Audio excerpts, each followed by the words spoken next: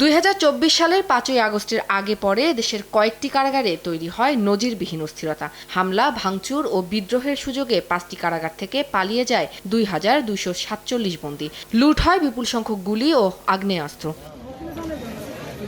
এর মধ্যে নরসিংদী কারাগার থেকেই পালিয়ে যায় 826 বন্দী। কারা অধিদপ্তরের তথ্য বলছে তাদের মধ্যে 660 জনকে গ্রেফতার করা হয়েছে, তবে এখনও শনাক্ত করা যায়নি 166 জনকে। মঙ্গলবার কারা অধিদপ্তরে আয়োজিত সংবাদ সম্মেলনে এসব তথ্য জানান কারা মহাপরিদর্শক। প্রায় 2200-র অধিক বন্দী পালিয়ে গিয়েছিল। এই মুহূর্তে আমাদের সংখ্যাটা যদি বলে 600-র কিছু অধিক বন্দী এখনও পলাতক রয়েছে।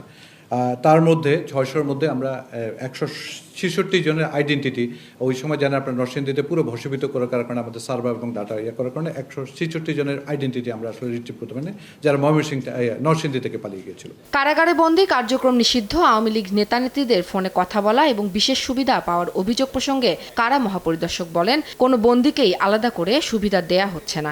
এ ধরনের অভিযোগ পাওয়া গেলে ছাড় দেয়া হচ্ছে না বলেও জানান তিনি। গত এক বছরের স্টেটটা আমার এই সামনে নাই, প্রায় আমার ধারণা 3000-এর অধিক মোবাইল আমরা বিভিন্ন জায়গায়, শুরু দিকে it was huge in number, but ধীরে ধীরে এখন আইসোলেটেডলি কমে এসছে খুব।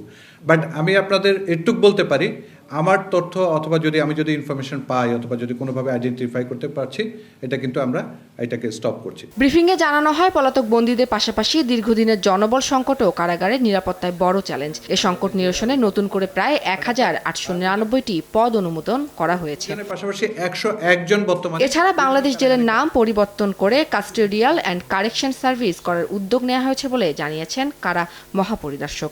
নাম পরিবর্তনের একটা প্রস্তাবনা সরকারের কাছে উপস্থাপন করেছি। উম্মে হানি, সময় সংবাদ, ঢাকা। ইতিমধ্যে স্কুলের বাচ্চাদের